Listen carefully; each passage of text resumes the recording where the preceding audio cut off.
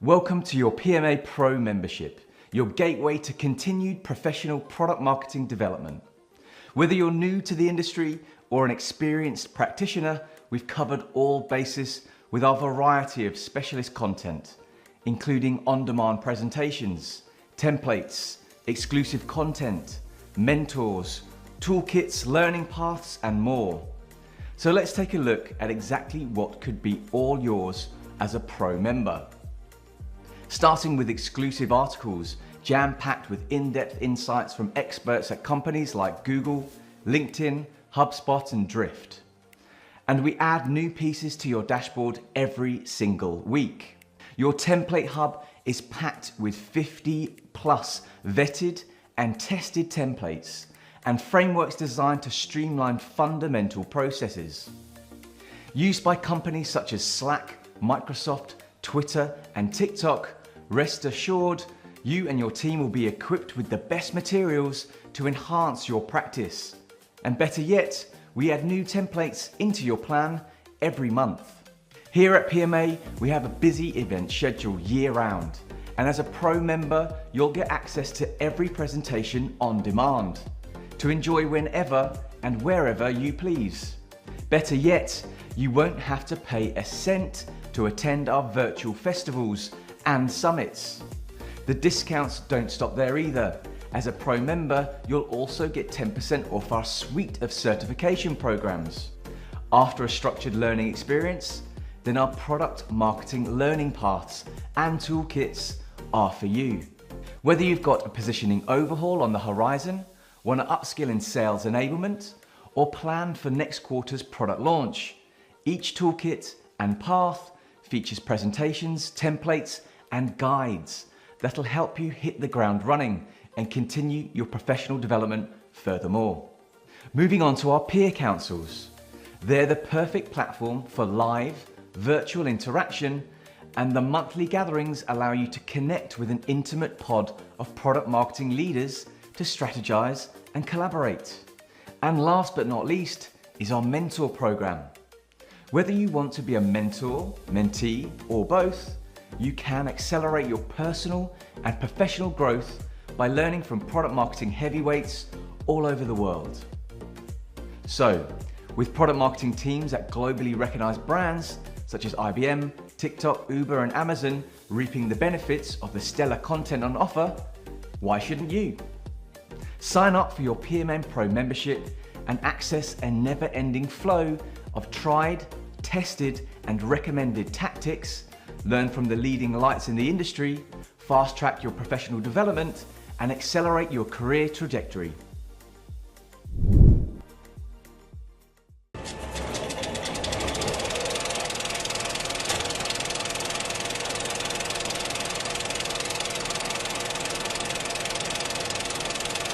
Hi, everyone. Thanks for joining me today for this session on how to uplevel your messaging to stakeholders with the right visuals and why it's crucial. My name is Amelia Chen, and I am a Senior Manager of Product Marketing at Relativity, a legal and compliance software company. So having been in the legal software space, I'll just start by giving a disclaimer.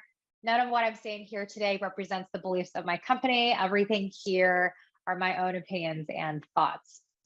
All right, so let's get started. Let's think about the objects and things that fill our everyday lives. Your mug, your AirPods, the chair that you're sitting in. And chances are it didn't take a long time for you to learn how to use those objects because it's intuitive how you use them. Your hot liquid goes into the center of the mug, you hold it by the handle, each AirPod goes into each ear, you know exactly how to sit on that chair. But let's look at this door. What are you supposed to do with this door? Are you pushing? Are you pulling? The sign says to push, but the handles seem to indicate otherwise. And we've all been there, right? When we've been confronted with a door and it's not completely obvious how I should be using this door. We don't want to look silly. I mean, that's not a really good experience for us, is it? All right, let's look at another door. This is better, right? It's more obvious how I can utilize this thing. I see that it's a sliding door. I see the rack on the top and where the door connects to it. I know I can pull the handle and make it go where I want it to go.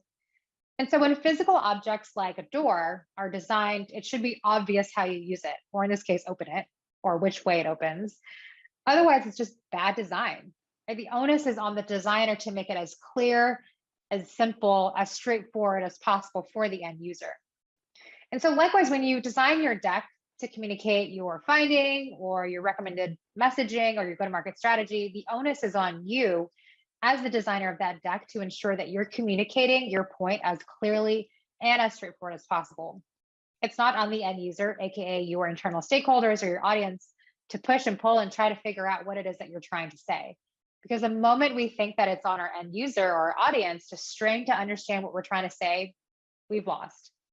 So in these next few minutes, we're going to go through an example of where this kind of thing usually manifests for product marketers like ourselves and where we can find opportunities to tell our story better. All right, so let's set the stage and start with an example, hypothetical. So you work for, say, a wellness company and you sell to large enterprises. Your target department is HR and you've been marketing to the CHRO with some minimal success. But you know, as a rock star product marketer, that the company hasn't done enough discovery or research around its key personas and the target segments to really hone in on what might work for the organization. So fast forward a few weeks, you've done a ton of research and you're presenting your findings live to an internal audience. And say the slide looks something like this, right? You're putting what you've done onto a slide so the audience knows that this is data-driven, that your recommendation is driven by good research. You've done a great job with it and you've been incredibly thorough. And as I'm talking right now, your brain is deciding whether or not to read what's on that slide or to listen to what I'm saying. And you know, it's really tough to do both. Texting and talking, not a good combination. I've already lost you because I'm forcing you to make a decision between losing out on what I'm saying as a speaker or losing out on what's on the slide here. And what we have a tendency to do is to share all the work that we've done because we poured so much time and energy and resources into this discovery project, and we want to show that off. I'm certainly guilty of that as well. All right, so what we're trying to say here on the slide, right, is that we've been going after the wrong persona and that we should be targeting the head of well-being at organizations. But it's not completely obvious to me as the reader of the slide or the audience what my key takeaway is. Even in this simple one-sentence slide, there's still way too much going on. And what we really want to do is to use our audience's brains efficiently. And what's really difficult for people to do is to listen to what you're saying and read the slide at the same time. So let's take this a step further. I could do something like this. Here, every design choice is purposeful and not by accident. I purposely grayed out the rest of the sentence because I want you to anchor on that title, head of well-being. I want it to stick in your mind. And if you come away with anything at all from this hypothetical presentation, it's that title. That's it. And I purposely let everything else out of that slide because this is the most important thing I want you as my audience to hone in on. All the research I've done, while important, is something I can provide in a voiceover or maybe in an appendix as a follow-up deck. But I'm guiding my audience's attention very carefully and very intentionally here.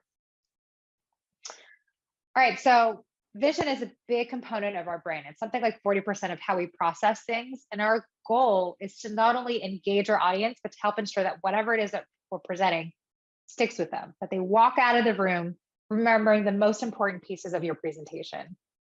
So the combination of a visual and our voiceover is actually very powerful. And it's much more powerful than a bunch of text on a slide and our voiceover. And inherently, right, I think we all know that. And so another way we can go about presenting this finding is to give a visual to our audience and then provide that context as a voiceover. So maybe something like this. And again, visual components comprise a huge part of how we process information. So your presentation should take advantage of that when you can. But sometimes, right, sometimes you're not presenting your findings at all. And the deck is simply meant to be some sort of artifact that's going to be shared within your organization, read by multiple groups of stakeholders, and you're not going to be there to provide that context or to provide that voiceover. So it has to remain somewhere on the slide. All right, so let's take a look at this. Chances are when you're creating decks for your internal stakeholders, you're probably using your company's presentation template. So probably has a white background. Maybe there's like a line down here somewhere. Maybe there's like a logo on the right-hand side there. And you don't always have the creative freedom to go beyond the template. That's perfectly fine. We can definitely work with something like this. Okay, so let's go back with our previous finding. And let's assume that you're creating a resource that's going to be shared around and read by multiple groups of folks. And again, you can't be there to provide that voiceover. You know what you want to share.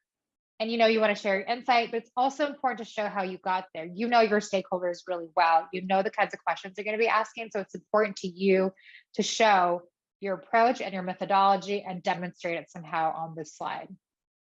And so let's just stare at this for a few seconds. And right now, I'm really hoping that your brain has like a visceral reaction to this slide, that you're rejecting the amount of work that you have to do, because there's a lot going on. And there's a lot going on, and we don't know what's happening, and I don't know what the conclusion is. And you know what? That would be the right and natural reaction. I, as the designer of the slide, have done you very wrong. I'm making you do way too much work. And if that's the case, I've already lost you. Your mind has gone into bigger, better things, and that's my fault as the designer of the slide. So let's talk about each of these components first, and then we're going to zoom out to talk about the bigger picture that we're trying to paint here. So pie charts. If I were to ask you what industry has the biggest slice here, you can probably very easily tell that it's probably like the orange slice there to the left. And it's probably hard to tell which color that matches up within the legend. So maybe you do something like this to make it a little bit easier. Okay, so we've added some labels, we made it a little bit bigger. So looks like media takes up the biggest chunk. But if I were to ask you about the second industry or the third, can you tell me which one it is? Maybe it's health, maybe it's food and beverage. And actually, it's construction. And the thing with pie charts, though, is that it's generally difficult to read and to have a good comparative understanding between each of the different slices. And that's why I avoid them. Pie charts don't do a great job telling the story. And here's the second thing about this chart. I mentioned earlier that every decision in your visual needs to be intentional, that the presence of a design element has to have a purpose, and even the absence of design elements is also intentional. So what's the purpose of this 3D element here? Does it help you tell your story somehow, make your point stronger? I mean, not really, right? It's kind of distracting. It's an additional visual component that our brain has to process, and it adds nothing to the story or the point that you're trying to convey. An additional barrier for our audience to overcome. And so it's hard for us to internalize the argument when we're being distracted by this 3D element here. So there's no reason why it needs to be here. And on that point, it's the same thing with shadows, right? They add an additional layer, but it doesn't contribute anything to your story. All right, so we're going to change this into a bar chart. It's much easier to tell, right? Media clearly the first, and then you can see that construction is the second. But let's stay in bar charts for a second. You remember this bar chart from before? Let's zoom it out a little bit. All right. Now, we said goodbye to 3D before, so let's get rid of that. Great. Okay, what about these colors? And if you're thinking that they're another visual distraction, I would agree with you. These colors have no purpose. I mean, here you're talking about the distribution of revenue for the organizations that you've interviewed, but I don't know, is red good or bad? Is it supposed to indicate something to me? And if the answer is no, that these colors serve no purpose, let's get rid of them. Okay, better. Now, what else is distracting or unnecessary in this chart? In other words, what else can we get rid of because it adds nothing to our story? Well, do we need this color gradient here? And I see this on a lot of decks with gradients kind of being thrown in and out because they can, but what purpose does it actually serve? I mean, try to say that because it's a gradient, that something fades in or out, or that it transitions from maybe one state of being to another, not here. And yeah, it is another visual distraction. So let's get it out. All right, we're almost there. What else? So if we take a look at these horizontal lines, now you could argue that we need these to match them up with whatever's on the y-axis. But I'm not sure that you do, right? Doesn't this feel much cleaner? Like you can still tell that this $50 to $100 million bucket represents the majority, followed by the $100 to $250 million bucket. But is it really important to your main point, AKA that you should be targeting a different persona, to know if there were 6 or 7 respondents that were in the $100 to $250 million bucket? No, right? And what we're trying to do is to focus the attention of our viewer on the stuff you want them to focus on. Debating the nuances between these numbers just serves as a distraction. When you're there to guide them, which entails getting rid of anything that doesn't support them in that journey. And if you wanted to highlight a certain bar, you can just make it a different color like this, and probably have a call out as to why you singled this bar out. Okay, let's go back to this. These borders around the bars, you see them? That's a blue little border around each bar. Unnecessary, doesn't really add anything. We'll get rid of that. All right, now there's one last thing that we'll need to do. consistency is really important in our presentations because what we're optimizing for is the shortest route for your audience to get to where we want them to go.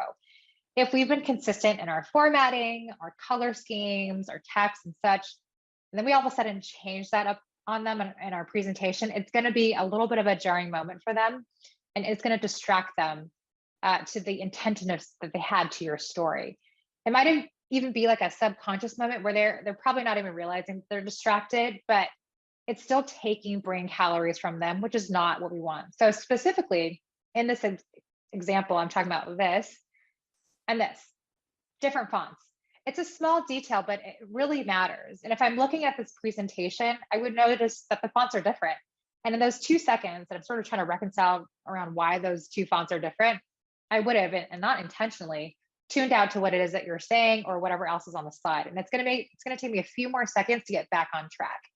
And in those few precious seconds, I might have missed out on something really important that either you were saying or whatever else is on the slide that you might want to direct my attention to. All right, so we're going to fix that. And let's get back to this slide here.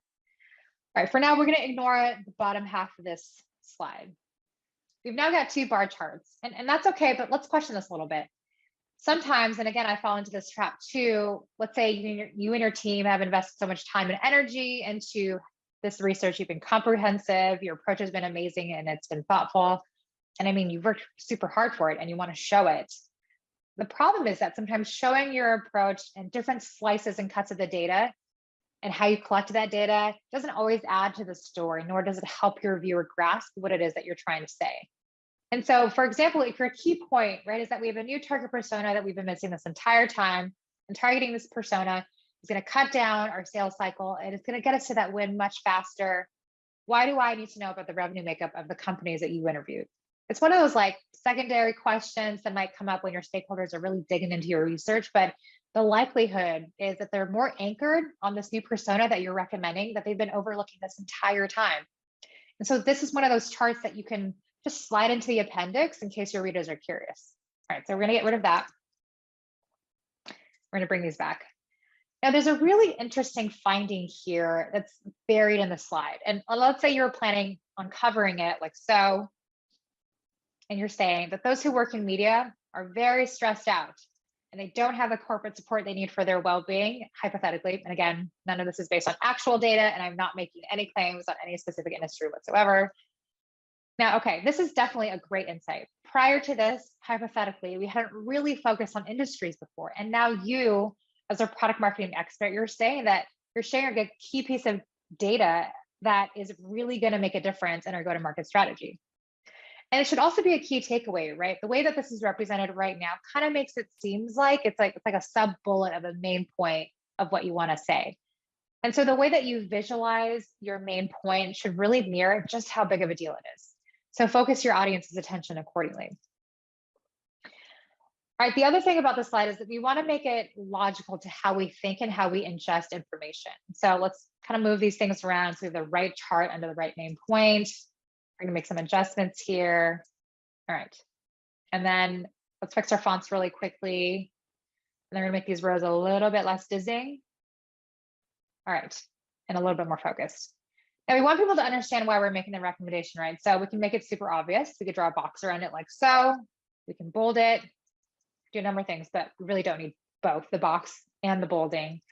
And I already know that as a viewer, like you want me to focus and look at this bolded thing. So the box is just extra. All right, so getting rid of that, let's fix the formatting a little bit. And then add some context on the left-hand side there. So we're not, since we're not there to provide the voiceover. Okay, we're gonna pause in the top half. Let's address this bottom half. Both of these visuals of data support our recommendation around going after the media industry. So let's make that recommendation clear and put a headline there. So a quick note on alignment. When things are misaligned, it also serves as a distraction. The fact that this bar chart here isn't aligned with this table, that draws attention away from your main headline and makes me lose my focus. So let's fix that. And notice here that we have alignment here, here, and here.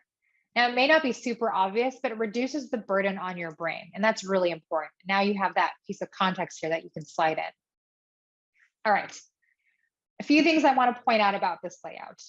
So our eyes naturally move in a Z shape. It's like when we're reading. We start from the top left, go down here, and then we go to the bottom of the slide on the right-hand side here. And this layout reflects that. It reflects how our eyes naturally move.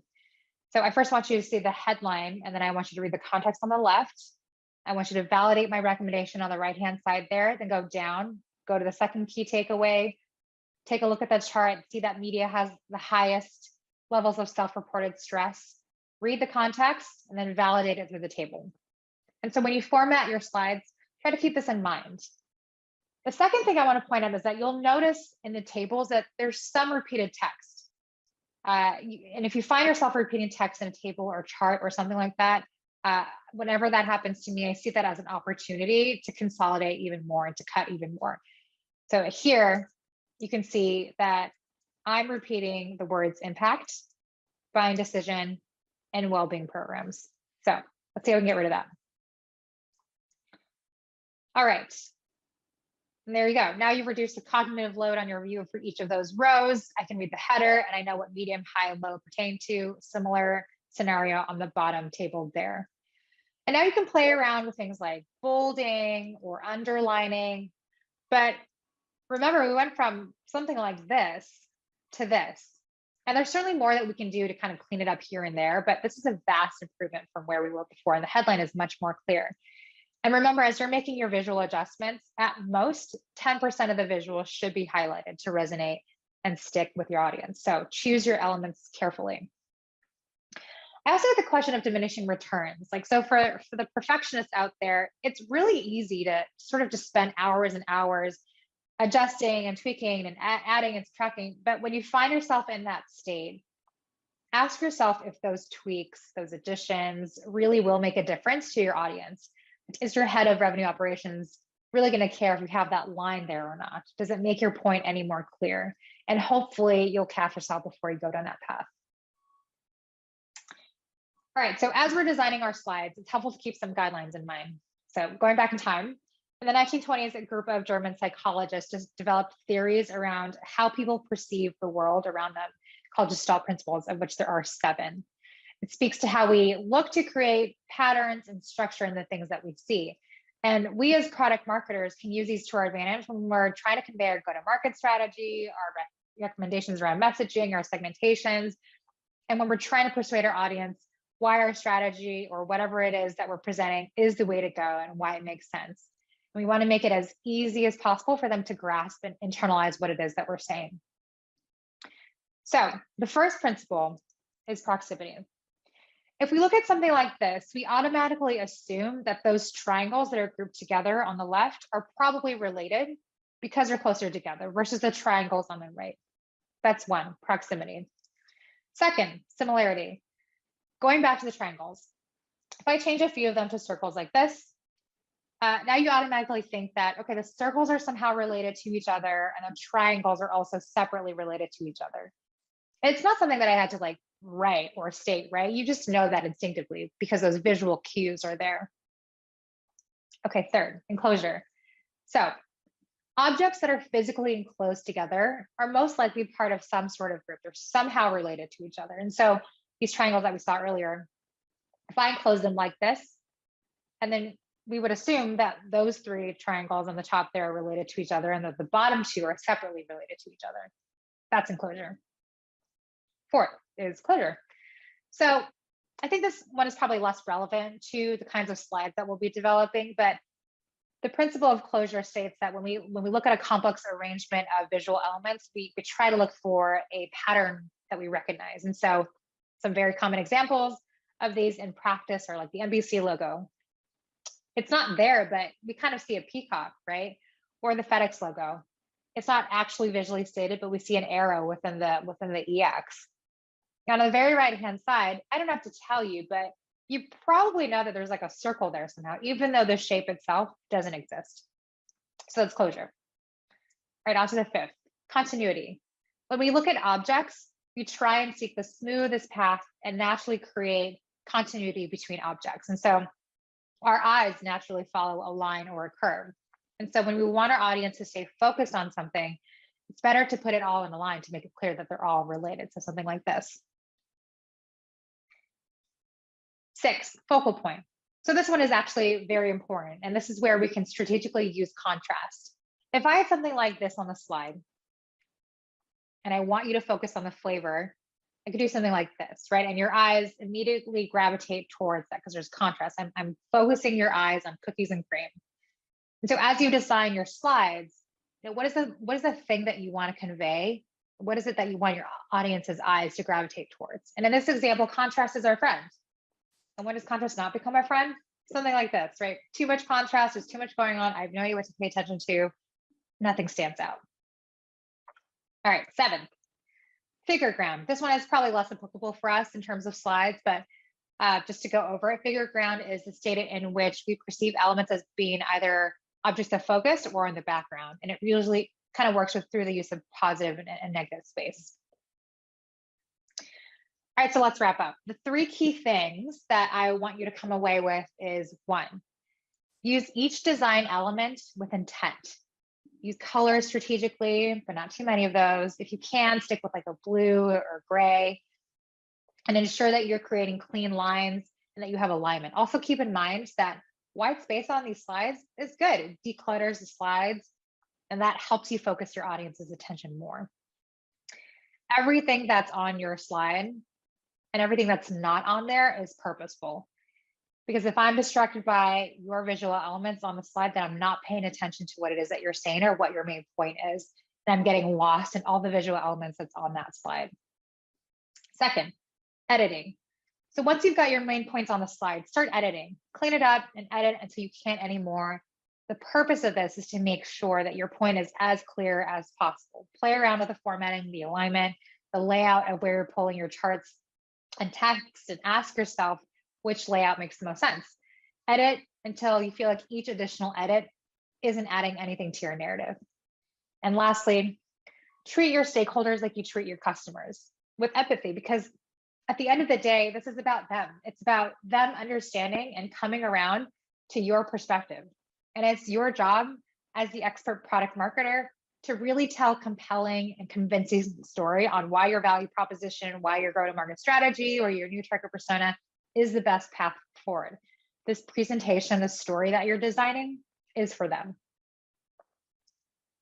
So before I wrap up, I want to share a few resources that have been incredibly helpful for me, and hopefully you might find them helpful too. Feel free to take a screenshot.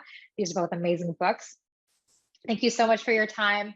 I hope you've had an amazing experience with Product Marketing Trailblazers so far. And if you have any questions, comments, or feedback, please feel free to reach out. I'd love to connect. Thank you so much.